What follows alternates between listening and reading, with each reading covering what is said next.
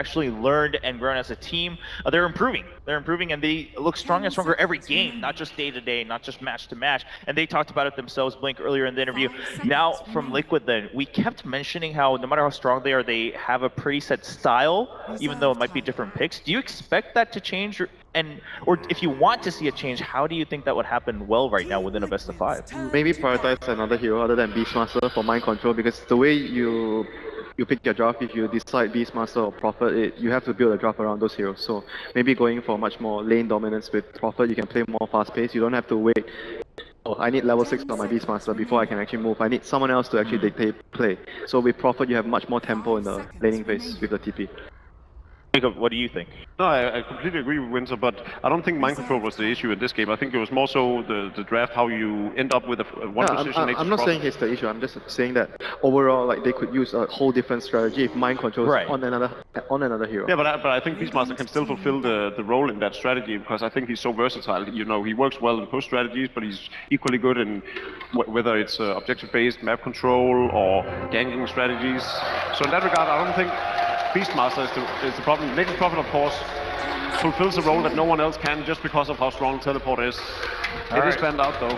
Yeah, well, take a look at this. We do see the Bat Rider being banned out. And that means the Earth Spirit goes through. Team Liquid chooses to use one of their bans on the Bat Rider, and Wings didn't want to deal with the Bounty Hunter. Now, we talked about this earlier, right? How I mean, to some people's opinion, Wings have made this mistake before of letting this Earth Spirit through to Team Liquid.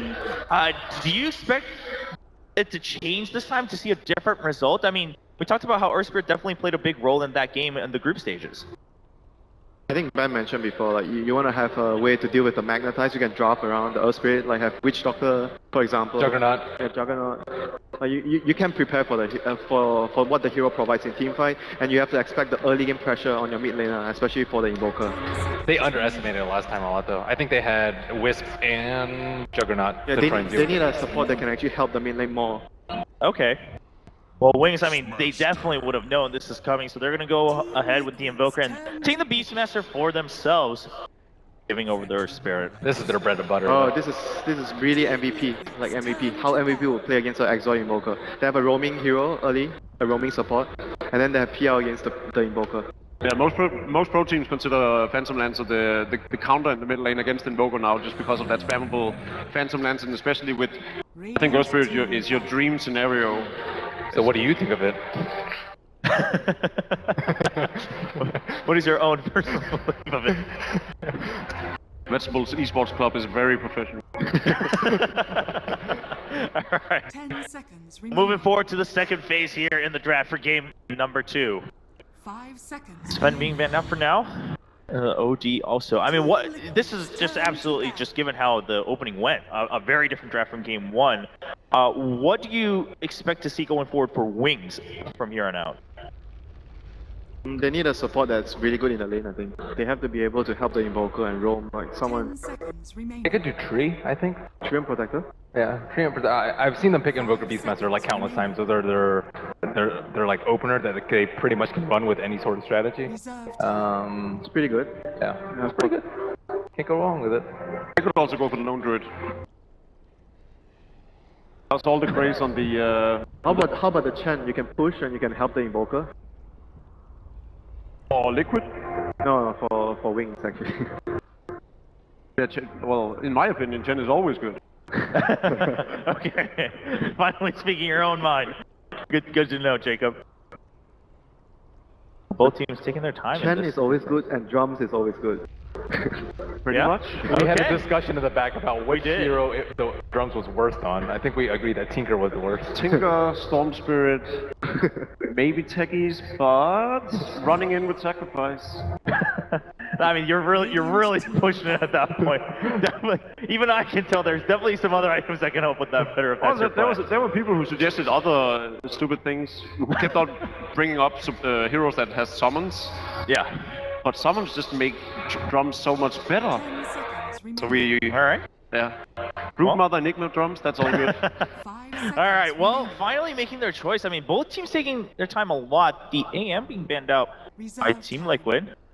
Yeah, a hero can deal with the PL's pace in the game because you speed push with battle free pretty quick and it's very hard for PL to catch you because of the blink. Not worried about the Spectre? For wings, or you mean for liquid? If I was Liquid, I'd potentially be worried about Spectre. So this is the hero that's going to help Invoker and to nullify the Earth Spirit's pressure in the middle lane early. And you have AoE against PL, that's always nice. So all in all, a very solid pick. Like Wings, once again, like they show that they understand when to use what picks and when to adapt. Like it's really nice to see this from them. Yeah, it's just a change in terms of the pacing and kind of the tone of the draft so far from Wings Gaming from day one all the way now to the very final match. And Liquid also responding with their own. The offlane pick, I was thinking Darkseer might not even have been too bad. With the Earth Spirit, right? Yeah, exactly. Vacuum with the Earth Spirit into Magnetize, and then also The lane pressure. lane bullying and Basically, if you pick the Tide, you're just more focused on getting more farm because you can farm the Ancients compared to Darkseer. And if you get a good laning phase, Tide is really strong in team fights in the early game because Darkseer you rely on the blink a lot more. They go for the slug. So map control, Beastmaster plus slug, they have a lot of vision and map control. Good speed push, good catch, decent team fight with actually very strong team fight with Earthshaker and Invoker. Once again, a very all-rounded type of lineup. And that's been more or less what we've come to expect from Wings. I mean, sure, there's games now and then where they'll throw a little bit of a curveball. And Liquid is just going back for like a lot of team fight, Tide and Earth Spirit, very heavy team fight, and then PL will be having boots of travel, so you're pushing other lanes, you're TPing at the last moment when your team set up everything. So it's a very similar style to what they have been doing so far. so for carry heroes right now for Liquid, presumably the Phantom Lancer is the mid hero, right? Has Feta played the hero? No. It's always Matoma, man. So Matoma Man goes mid. So everything we discussed early on Yeah. is out the window. Not sure. I don't recall ever seeing Quada on the. Did you see the fully convinced no, and then retracting to no, I'm not sure. I'm pretty sure Matoma Man's gonna play it. I think I've seen Quada solo the safe lane, but I don't think I've seen it on PL. Okay. I'll just assume when they pick it up on the second pick, it was because they was okay. So it is Lone Druid in the mid lane, and then a safe lane Matoma Man. So no. Back to the confidence. How about the other way around? Safe lane Lone Druid? I mean, safe lane Lone Druid by Bata, and then They both play. yeah, they both play the hero. Yeah, and then you mean they change positions Yeah, they rather? changed- remaining. Would that have better value, you think, if they felt comfortable with it? Yeah. I think so because actually, Lone Druid still fares pretty well up against Invoker Earthshaker. Not gonna be a big issue. Yeah, but with the PL, you have more kill potential with the Earth Spirit roaming in the early game. So That is true. That is true. you can pressure him more, so that's what I prefer more, personally. Okay. I mean, exactly how important is it going to be to contest the Invoker against Wings right now? Yeah, because I like, mean, is that where you want to put all your focus early on in the I game? think it's really important because Wings has Invoker, Beastmaster slot. Their cores are very strong when the game goes longer. They have map control, like that's very important like, in late game. So I think that they definitely want to pressure him as much as they can in the laning phase. There's only a couple heroes with blanket like silence that can actually keep a Tidehunter from casting Ravage ever. Disruptor and Doom are the two, but both of them have been banned out. Don't you think Disruptor would also be nice on Liquid side for against the slot? They could also pick it up for themselves. What did you say? For Disruptor, I mean, they banned Disruptor because Ben mentioned it's really good at locking down the Tide, preventing the Ravage, but I'm saying that it's also really good against the slot. Oh, that's a hero that we haven't seen in a while. Okay, Bane. Turn to pick. Good hero. Good lane presence, especially setting up kills with Nightmare into Sunstrike. As we're waiting for Liquid's last pick then, with the Bane now coming out, how do you feel about Wings' roster overall? Well, they need to do very well in the laning phase, so they can actually transition into what they are very good at in the mid to late game with their vision, speed push, catch. So lane is very important once again for Wings. They have great lockdown. Yeah. And it's gonna be Remaining. Lone Druid might actually struggle a bit. It's gonna be the Phantom Lancer that they rely more on, I think. Seconds remaining. And They're going greedy again. yeah, coming back out. How do you feel about this time? Obviously, Bounty Hunter not in the game. Does that change it though? I mean, you don't look so convinced, Winner. No, I think it's again very greedy, and they once again can lose all their lanes. Their lanes come under a lot of pressure, and it's going to be difficult for them. Okay, Merlini, some last thoughts on that roster from Team Liquid? They have teamfight superiority, but again, I'm not sure if they're going to get through an early game to make it to that point where 5-on-5s will be king. I would have much rather seen a Lion pick up. I don't know what suddenly happened for Lion to completely fall out of favor in this tournament. Went from being one of the most contested picks, and then after Secret stopped picking it yesterday, we just haven't really seen it since. Yeah, definitely gone quiet, but the draft has changed quite entirely, it seems, so far in day 3, especially in this grand final. Well, right now, Wings is leading 1-0. Liquid still going for a style that they're used to. Can they pick it back up here in game 2 to tie up the series in a best of 5, or will Wings have finally figured it out to take the trophy home? Let's go into game 2, find out if it will be a 2-0 score afterwards or 1-1 with our commentators. Thank you very much. Yes, it is time to get our grand final underway again. Game number 2 coming up. Team Liquid, they lost their first game ever here at ESL One Manila, and now fresh slate, but the panel is a little bit concerned about the laning phase. Yeah, the panel was definitely concerned, but at the same time, I think Liquid are really happy because they got a Jarek's Earth Spirit. If Wings win this game too, they're going to be so confident, right? Because this has been one of the big beasts of Liquid that no one wants to give up. Yeah, this is something that will open up the draft for them more than anything. If they feel confident that they can give up this hero. Ice. Does he go for the Fisher? He will. And Tubman does have Doppelganger available, going to get leashed up. And Doppelganger himself away, got the max range 1-2 again. Not quite the hero that they wanted to run into with that smoke. They just don't have enough stuns to be able to catch a Phantom Lancer. Almost any other hero that would have been the first blood is they are going to get control of the jungle right here. I think this is probably even the bigger play. Yeah, that's the primary focus, right? If you run into and get a kill or some sort of surprise team fight, that's okay, but it's about taking control. Yeah, you want to make sure that the Enigma especially gets a slower jungling phase, especially since this kind of lineup is a lot harder for Wings to invade. And I think that's part of the reason why they took this Bane. They wanted something that could get mobile, that could trade hits with the offlaner, and at the same time allow this Earthshaker to get a lot of space to do what he wants. Yeah, last time we had the Bounty Hunter who was able to be a disruptive force against Crow, as well as being able to soak up like half of his experience, and we also had a lot of invasion coming out from Wings, but this time it's just not there, so need to do everything they can. Even the little things can help stop an Enigma from being able to get that mech in time.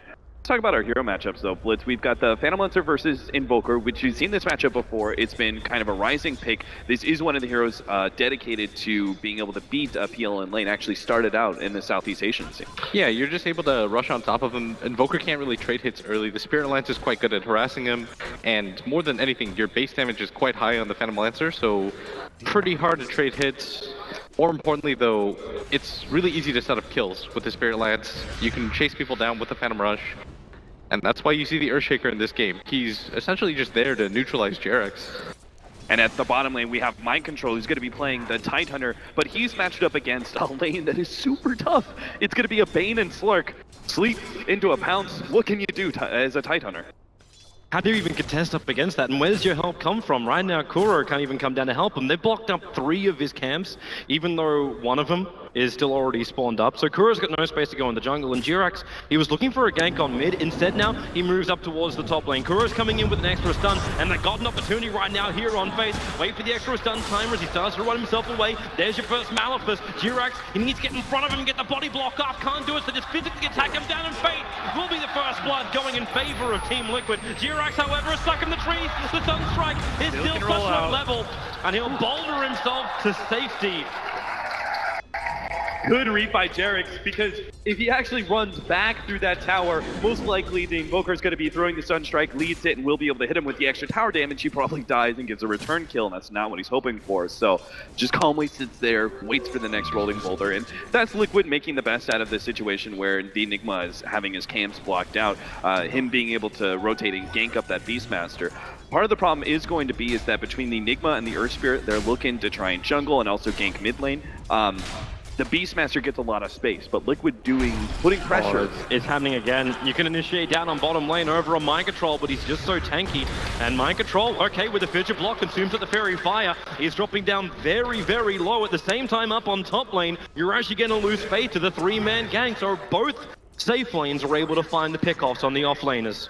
I think both these offlanes are super scary, the Tidehunters especially, given that he can't actually use that cleanse of the Kraken Shell to be able to get rid of these disables, like the Pounce that's keeping him in place. Both are drawing a lot of attention though, and most specifically, Mind Control's lane is pushing forward, which is really beneficial to him. Yes, he's going to die in this lane quite a bit, but as long as he still gets the levels, that's important. And you're also seeing that out of the Beastmaster. He's positioning really far forward. He's still getting okay experience and farm. They've done a good job so far of making sure that JRX can get some space around the map. I think he made the right adjustment and realizes that the Earthshaker is going to be camping that Invoker, so he decides that he's going to abuse this off lane, and once again... They're going over top lane. Malphus done over on Faith. JRX has his rolling boulder available. Fada 3 times the charm bear on him, and there it is. Boulder in front. This time the body block will also be there. Faith stick charges up. Does he have enough life? The Bane, the Nightmare, keeping JRX out. The bear can't do enough damage, and a pause!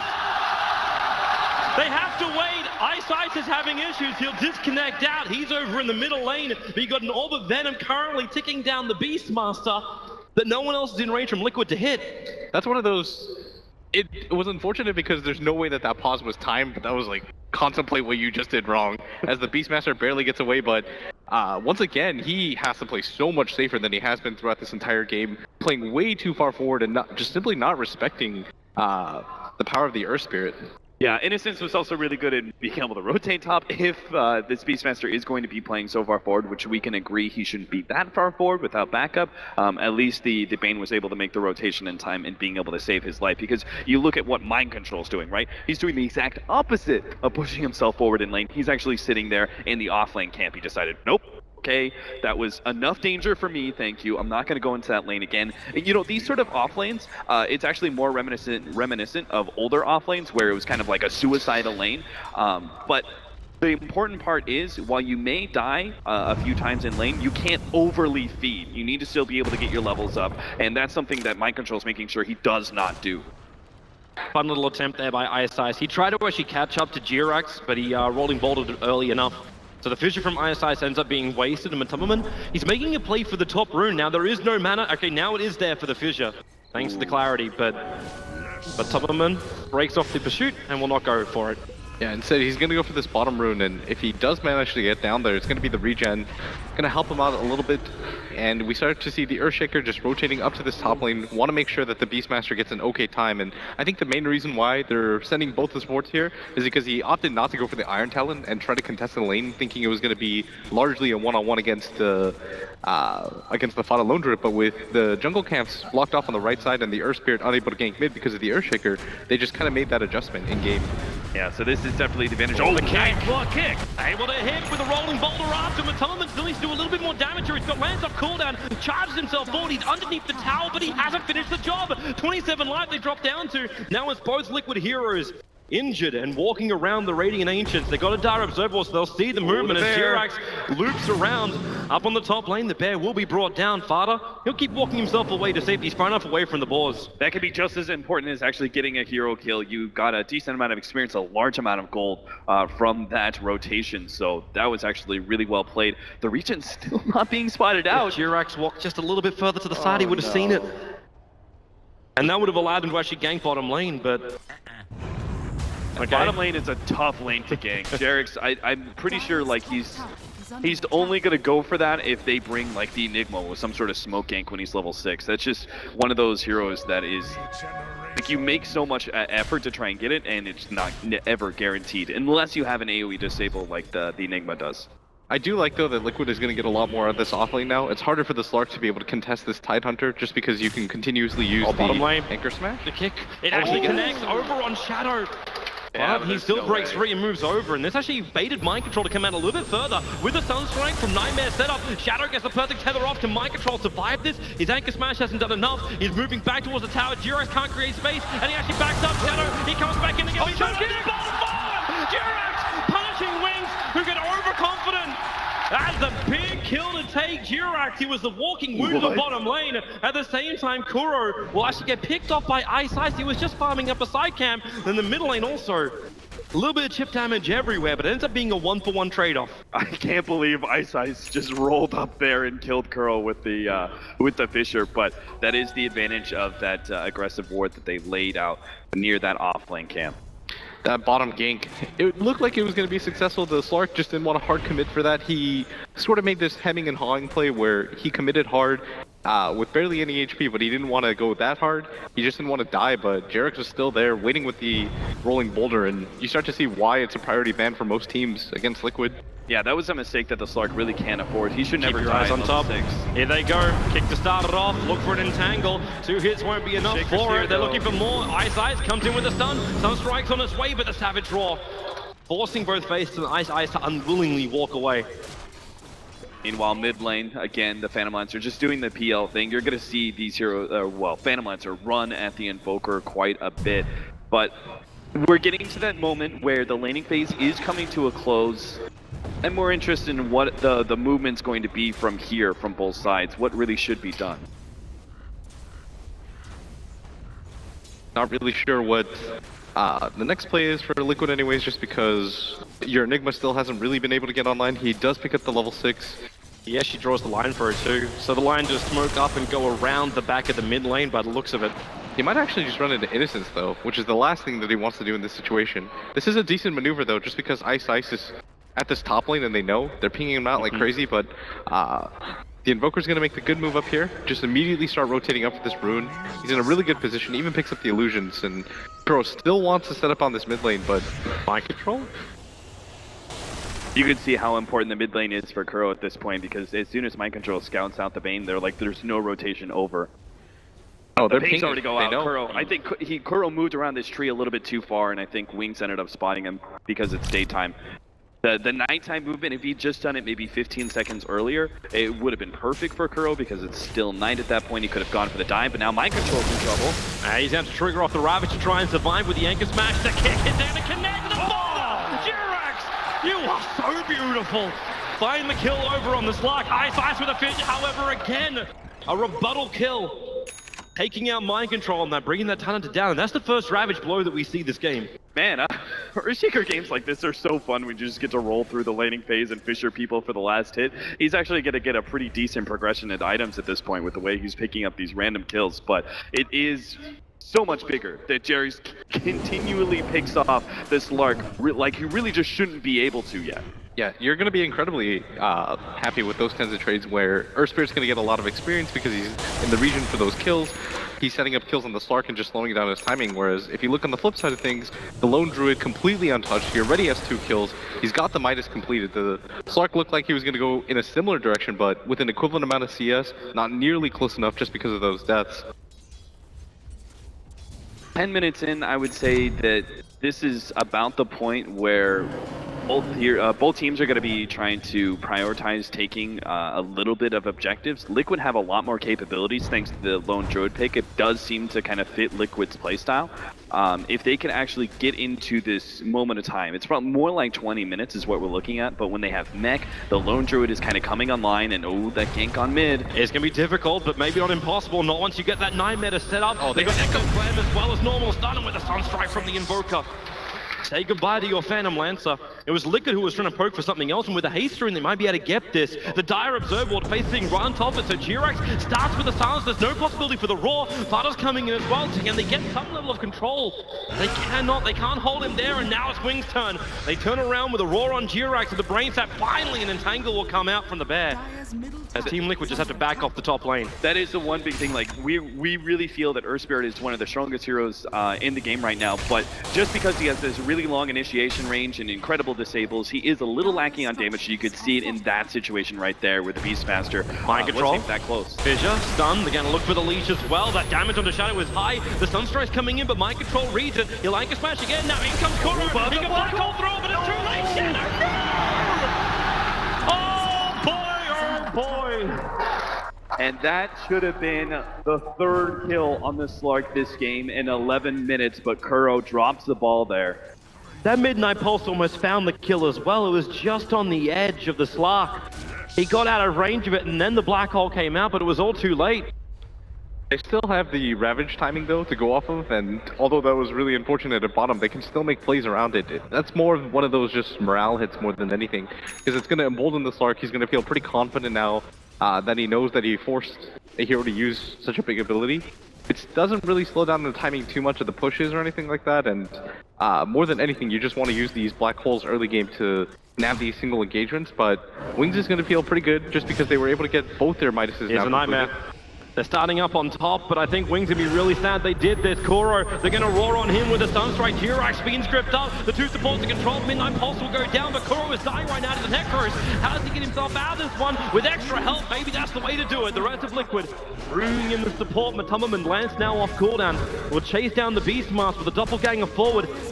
He doesn't actually have the Phantom Rush just yet. He's going well deep under the tower. Ice is rotating over. This Earthshaker has been everywhere at the right time. Doppelganger is on cooldown for 3 seconds, but Tolman doesn't have a way out. The Sunstrike's going to connect the axe as well. It goes on, only hits once. Doppelganger is off. Here he goes, but Ice is waiting for it. He doesn't have finish in 3 seconds, but the tower, that'll do the job. And the PL will be punished.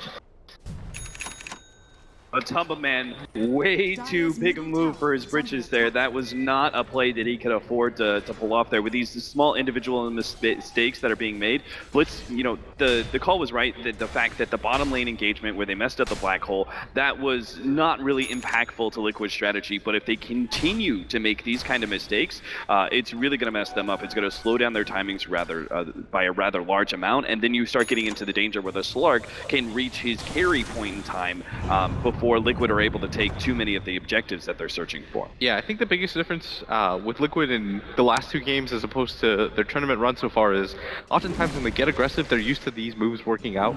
But Wings, they're just kind of sitting back, letting things fall into their laps, waiting for opportunities where they can go for the counter initiations, and that's where the Earthshaker pick and the Bane pick especially start to make a lot of sense, just because the Invoker can continue to farm, he gets space through the pressure exerted by the other heroes on the map, and Liquid, they're a team that feels antsy almost. They want to make something happen at all times. They want to try to open up the map, but when you constantly do that and Wings plays this defensive style, it's what they're doing.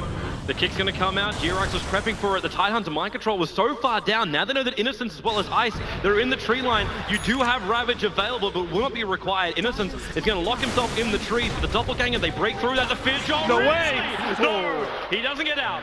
There was still enough illusions for this. They get the kill over on the Bane, but the trade-off is your tier 1 tower on top. Yeah, I think Wings are definitely getting the better of this situation. They took the tier 1 and they can still definitely defend their safe lane tower if they want to, but it seems like they're probably just going to keep on going. You don't want to be fighting into the Ravage. You know Liquid have hit a certain kind of timing where team fights are dangerous. What's the point of going to it if you can just trade? bottom tower, gonna get harassed by Matumba Man, but he just simply does not have damage. And there's extra help. Fada's going to come over. If he can get a good entangle here over onto the Invoker, maybe there's a chance. The boulder forward from Jirax, he'll get the kick, so Bear's got more chances. The Savage Roar sending the Beastmaster away. They'll protect the top tier 2 tower, but Kuro, damn, he's still so damn low. Whoa, and maybe Kuro walks to the side! No! Oh my God. He'll go down. Jirax was so low as well, minions rule. So hard to stop this push with the heroes that they have available. And Fada's still trying to chance that route, but doesn't want to lose the bear if possible. And note that Liquid abandoned that tier 1 tower push in order to try and get there in time, but they were still a little late. They obviously messed up on losing up Kuro. They don't get the pick off the Invoker, and they're still probably going to lose their tier 2 tower. This is just the nature of the Beastmaster plus the Invoker, and this is exactly what Wings... I want to go back to what Blitz said about kind of the calm confidence that Wings has right now. I feel like this is the biggest strength of this team, is that they're a reactive force. They have a lot of confidence in their picks, and they're just allowing Liquid to make all these mistakes and just... basically capitalizing on it every single time as they do once again. Yep, they take out Fada's bear, so he'll have to resummon, but he's only got it up in 7 seconds time. They're waiting for the initiation time. You've still got Roar available. So Liquid put mind control on the front lines. If you want to initiate onto something, you go up against the tanky Watermelon. The Beastmaster sees everything too. That Hawk is seeing Jirax perfectly. Yeah, and he knows he's being watched. The Forge Spirit attacked over the Fog of War. Even in this situation, Liquid still look to defend this tier 2 tower. They don't want to give up too much space, and they know that there's max 4 heroes up here. Are they going bottom? Still hasn't shown themselves. Jirax is... okay, this is just a simple Fiend's Grip. If Jirax didn't get the silence off, Kuro's making his play. They're bringing in more help. The Shadow pounces away up to the cliffside, so Innocent, he'll go down, sure. You defend your tier 1 tower, and Shadow will have to wait just a moment. but that's a heavy rotation from Liquid, and the tier 2 tower is still gone. Yeah, notice where the map control really is right now. The fact that Wings have managed to take that tier 2 at the top lane, and yet bottom lane is still being pushed out. Liquid have no space to be able to farm, and they can't Initiation, Sunstrike. They do actually have Raw available too. Mind control with the Necro unit. Ice, he's going to commit the Echo Slam as well to ensure the kill. And they're actually starting to pressure towards the tier 3 tower, while Liquid, they want to attack the bottom tower, but Shadow's there to D-push. Yeah, exactly. I mean, Wings just keep on forcing this, and Liquid keep on making the mistakes, and now they're just getting to a point where they're actually getting so damn big that we may even see a tier 3 tower go down before 20 minutes, and that's purely the power of this Invoker pushing power with the Beastmaster, who's managed to get his Necro book at a great timing. More importantly than that, the Earthshaker's about to complete the Blink Dagger too, just 200 gold away, and hey, Ice in both these games so far has completely dominated the early game for Wings. This style of play where he was able to just camp around, make the adjustments, try to find opportunities. Of course, it helps when he was able to just last hit Fissure 3 or 4 times, but they're going to be incredibly satisfied with this Blink Dagger. And this will now change the swing of the team fight power a lot more in the favor of Wings. You know, it was supposed to be Liquid with these double big time ultimates, plus the mech and the Lone Druid reaching kind of early peak in some ways, you could say, once he has that Radiance. But the fact that they have to deal with a Blink-in Earthshaker who's going to be able to potentially just, with his combo, one-shot the Phantom Lancer, or at least disable him long enough for Wings to get the quick kill, that Liquid may not actually be able to take those 5 versus 5s that they were thinking of. So how does Liquid then get their combo? Koro's starting to bank up a little bit. Does he look for the early Blink Dagger? Do you still try and wait up for Farda's Radiance? He's been working on this for a while. He finally has the Relic. And no matter what engagement that you're going to take next on the side of Liquid, you're going to wait for that Radiance. There's no reason not to. It's probably the biggest power spike that you're going to see out of a Lone Druid, and that's exactly what you normally go for as soon as you ditch the idea of pushing with your team and Wings right now. And the biggest thing about the Earthshaker Blink Dagger going off so early too is that he's got kill potential with just one other hero on the map. That's so rare to have, especially when you're playing against heroes like the Phantom Lancer. Usually it takes 2 or 3, but if the Earthshaker can just solo initiate, set up things like the Sunstrike a different lane, it's usually just enough damage. The Tumberman may regret being down here for a little bit, and he backs up a little bit. Understands the fact that, well, while it still does have that tier 1 tower there, that nowhere is really safe. The Fissure starts the attack, the creep wave's coming in, no Echo Slam required. In fact, it wasn't even available, it was still on cooldown. See what Blitz was talking about? That was just 2 heroes off the map. The top lane was being pushed in. They actually showed the Slark and went ahead and said, hey, I'm still up here, I'm still pushing down this lane. They're going to try and hunt for him now, but he's already got his Blink Dagger, so he can make that kind of clean escape. When he's got these kind of items, he can show himself and put pressure, and so was Faith. Faith is actually throwing his summons into the lane. Gonna go for the kick. He needs to keep that control over on the Beastmaster. Raw will happen. He got Gush and Malphus, but Jirax is going down. Everything is just being brought together. A magnetic personality is Shadow. He also goes up for Koro. Liquid are losing too many heroes across the map. Mind control now. The Echo Slam. Final will be controlled. The Ravage has to buy space. Savage Raw working with it. Ice.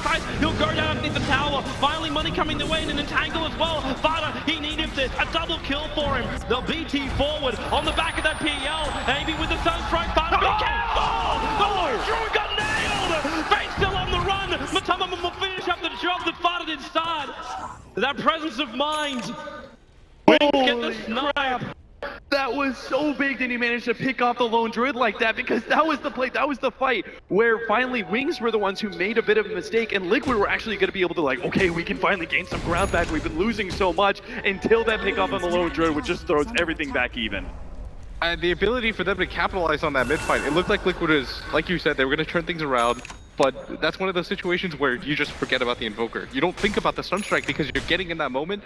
You have to take a look back and say, okay, maybe there is something like that coming. The Invoker hasn't showed himself on the map. He's taking advantage of the space that his team is creating. But that's so hard to account for the Lone Druid. How are you going to expect something like that to happen when you're just on the offensive? And he also may not be expecting that the Sunstrike would do that much damage this early on into the game. He didn't have it yet, but he does have it now. The Axe Invoker is already online, and that was a timing that we were talking about during the draft that is really important for Liquid to exploit, but that timing is gone, right? Yeah, he's just made it able to farm more than anything, but I guess the good news is that the Lone Druid still picks up a lot of farm and a lot of levels as a result of that engagement mid. They only lost, they still had a somewhat favorable matchup, just here in this mid lane. Matama Man, they're Yeah. looking for it again. They have so much initiation on them. They'll have to start with the fissure once again and then jump in, follow stun, the Sunstrike, a lot of damage. The PL brought down, it was actually the Bane's final nuke.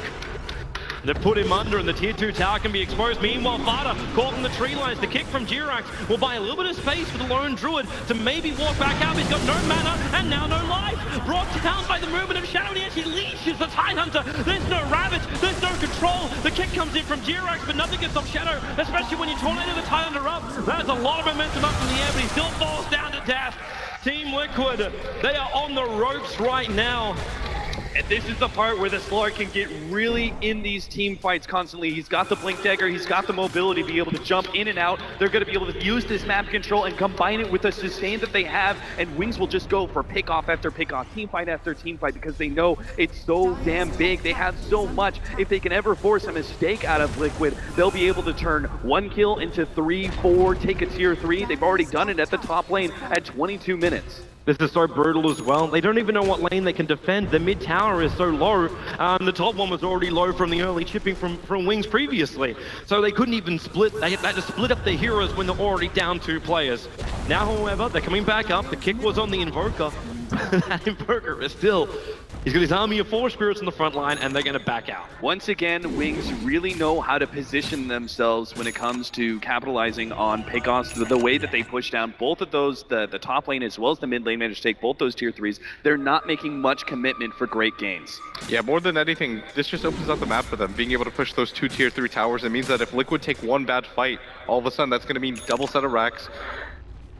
Now they can choose the landscape of the fight. If they decide to go for the Roshan and Liquid decide to take that fight outside there, could potentially just mean the end of the game if Wings decides to push up mid.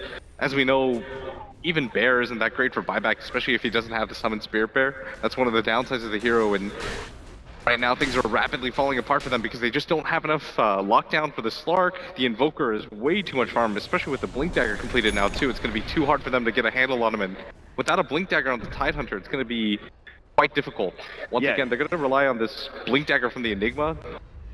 Once again, they're just going to have to call on Crow to make some sort of big play. This is the kind of situation where a team who's been being riddled with mistakes via Wings' timed aggression at certain times and their calm confidence of being able to respond. You're asking them to make no more mistakes, and that I just highly doubt that's going to happen. Liquid are doing something smart though. They're trying to force some positioning here. Is this smart when you see Earthshaker waiting on the sideline, itching for a level 2 Echo? But that's the point, right? It's just impossible. Dota is a game of mistakes through and through. You can't ask 5 different people operating independently to not make a single mistake in positioning. So they know that the mistake is going to come, but if they can have that mistake on at least near the river, maybe in somewhat of a neutral position, maybe Wings, when they get they find that opening, they take that kill, they're not able to immediately go high ground and take a lane. Oh, Ice jumps in, goes for the instant Echo Slam. You have the follow-up silence on him, but the Sunstriker still will connect over on Kuro. He's so low, but Ice tick down, but you've got Shadow instantly there for the rebuttal. Team Liquid, do you want to try and push for more? The only opportunity you've actually got is Innocence. With that Landsfall, Matama does have Diffuser Blade, a charge is available, and he goes through Innocence pretty quickly.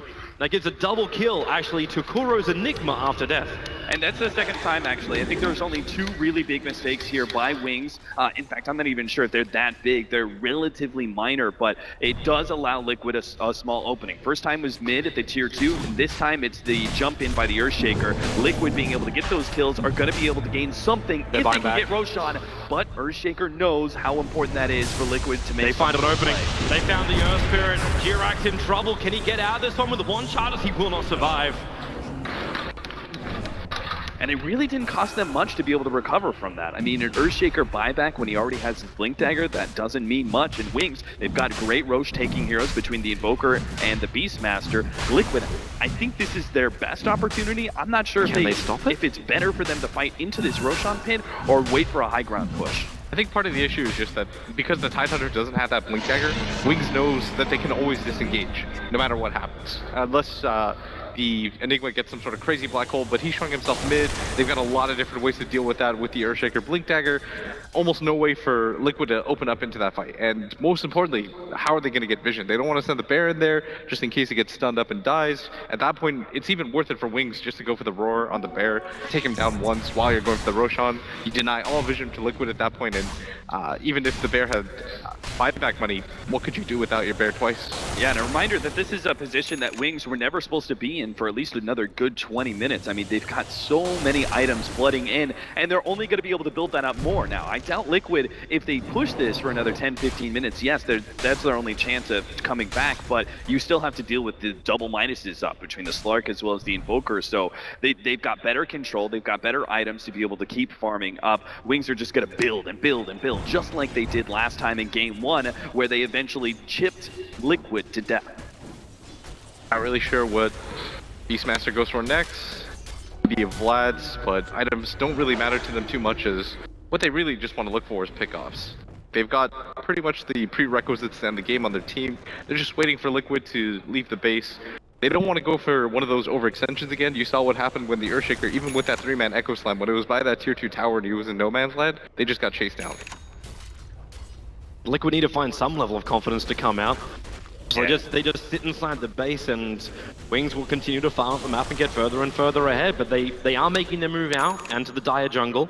It's still very, very, like, the summons and the illusions, the only things on the front line until Matumberman hit by the fissure. Shadow, he's thinking about the jump, but it will not commit. They are giving no, like, there's not even an opportunity for a mistake. Think about it from Liquid's position, right? If you were just to use their vision and look at this game, you see practically no heroes on the map constantly, only because of your aggressive wards, which will eventually be taken care of by either Gem or Slark's got, you know, hey guys, there's a ward here, etc. Like, those will be taken care of. Once those are off, there's like no vision whatsoever that Liquid have to be able to see. They're just getting pushed in by summon, and at any point in time, 4 heroes can blink on you. 4! Like, and one of them's an Earthshaker, which is kind of like one of those insta-kill heroes.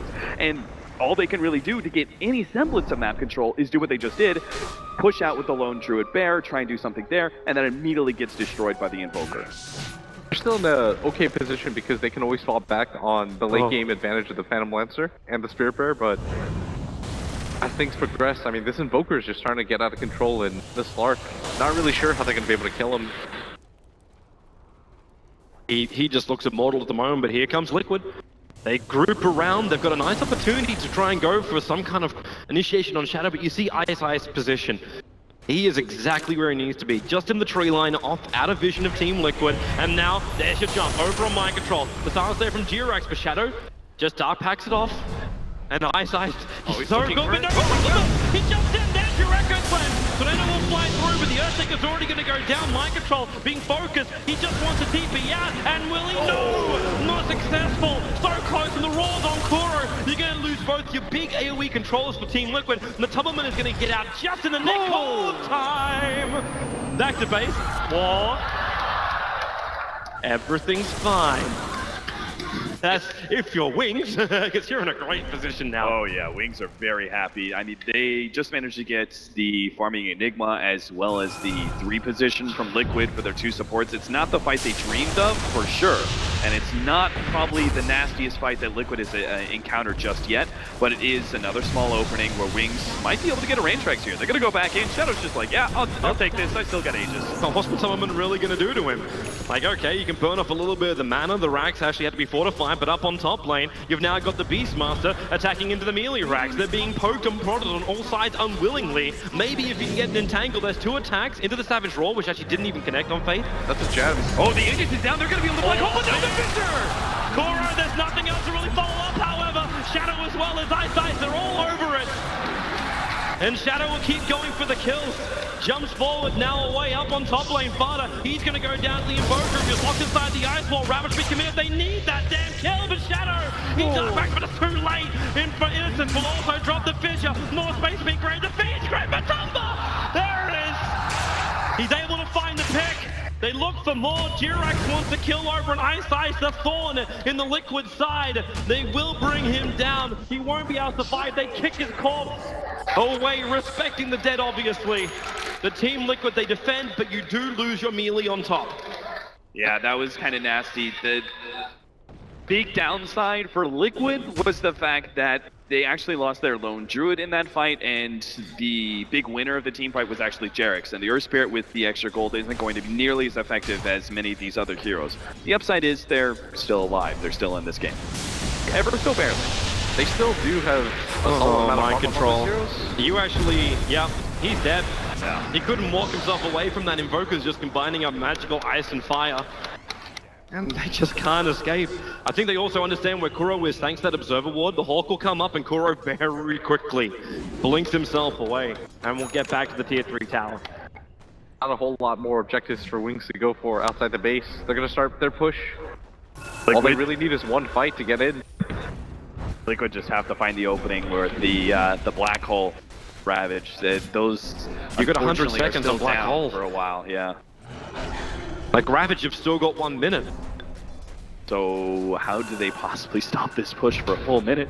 This one's going to be difficult because Wings have probably taken down the timer for it, and they know for a fact that there's at least a minute for both those abilities.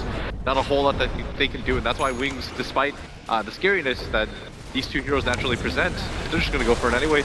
Oh, they try and get that kickoff, not going to work. Beastmaster Roars instantly goes onto that Emphasis, that Earth Spirit, and when they push back, they find the kills. The double buybacks are on their way. Corona to the front lines, but who are you going to control? Innocence looks to be the only target that Liquid can go on to, but the accurate trap, Ice Ice will arrive. There's still that Micro trying to move forward with the proc of the Kraken Shell. Ice Ice will go down. McCumberman being a real issue right now. Taro doesn't have enough damage. The bear is still alive. This was the only summon, but really, what's the cost? You've still lost your entire mid lane. Your melee racks on the top is going down. You lose Earth Spirit, you lose ES, you lose the Bane. That's all. Yeah, they're going to be incredibly satisfied with that trade-off just because they got the buildings. They got what they came for. All they really need now is one solid push at bottom. The Beastmaster could always clean up top when that's happening. There's not a whole lot that they can do to prevent that.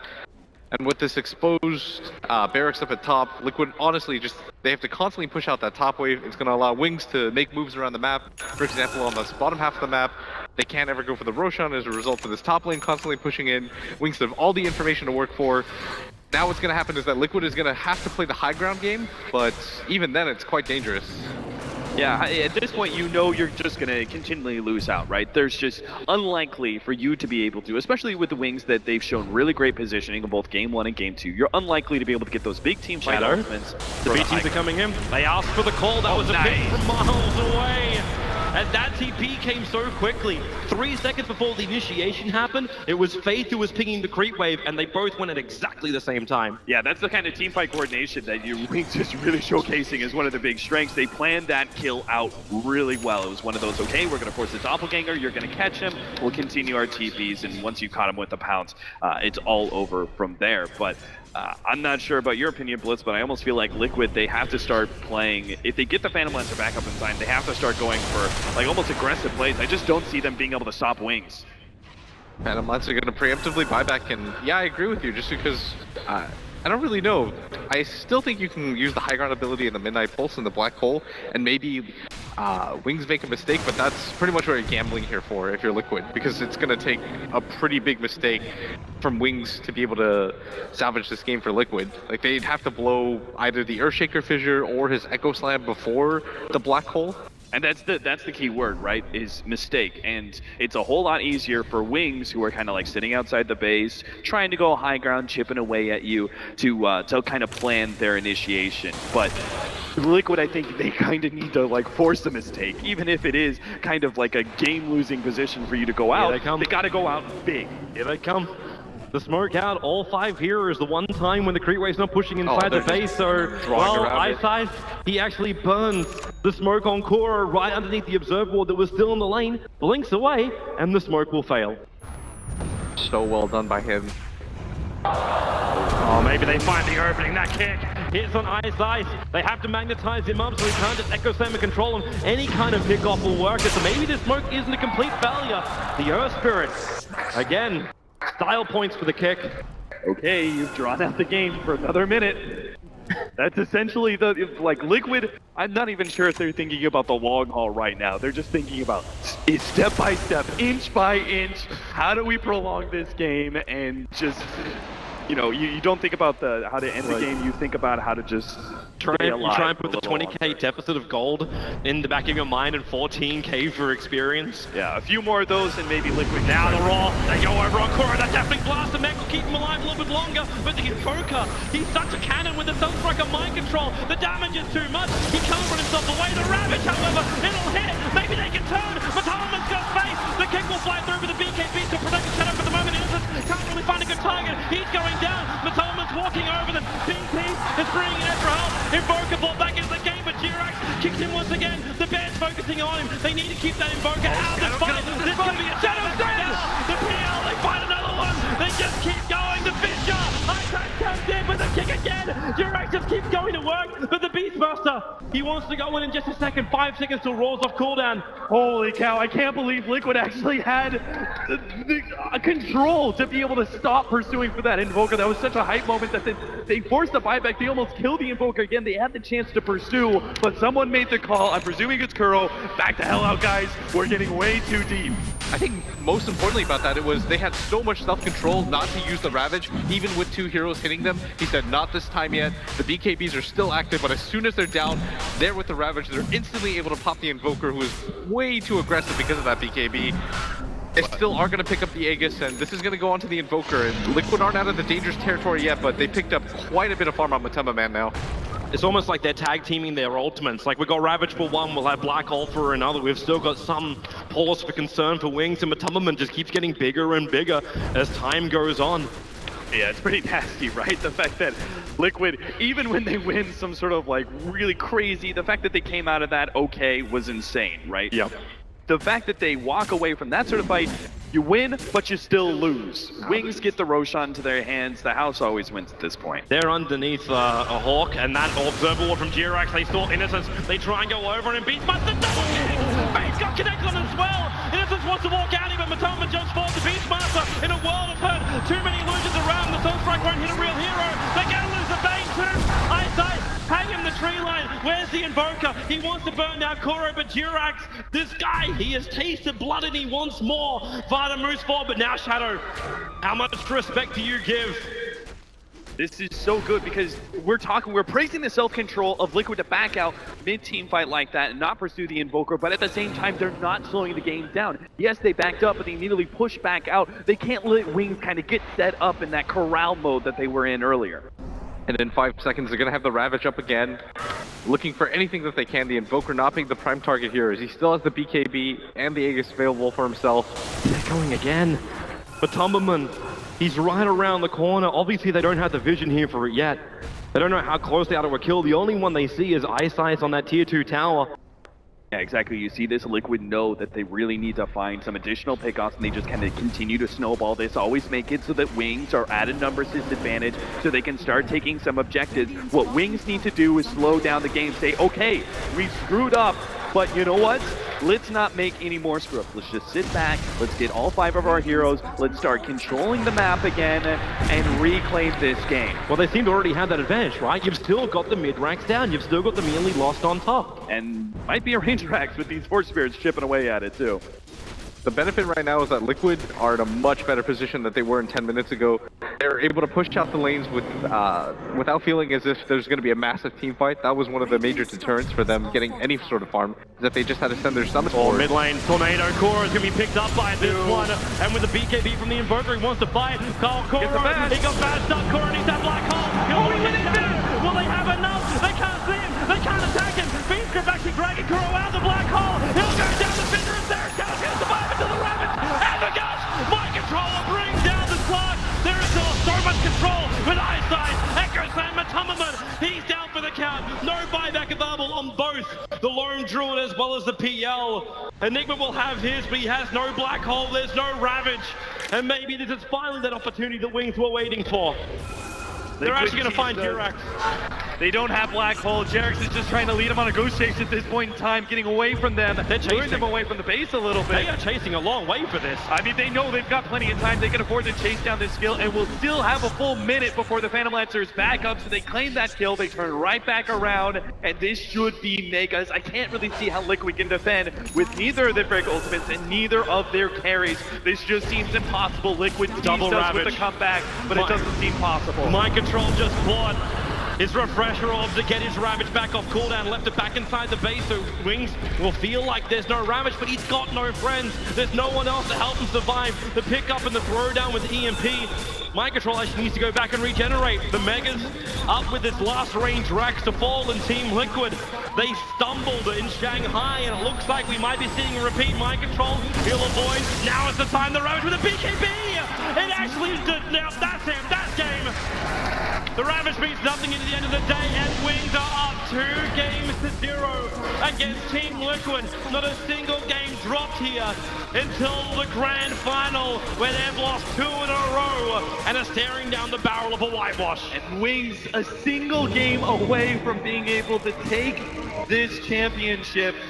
This team, this was their one shot. This is their big opportunity coming from the Chinese region to prove that they were some of the best. They could go to this LAN event and prove themselves, and they're doing it right before our very eyes. Well, at least there's still some smiles over on the Liquid faces. But Wings, they were high-fiving in the end of game number 1. The smiles got bigger, the high-fives got harder. Wings looking fantastic in game 2. We'll have ourselves a short break. We'll be coming back here, game number 3. What is in store? Will it be Liquid or will it be Wings?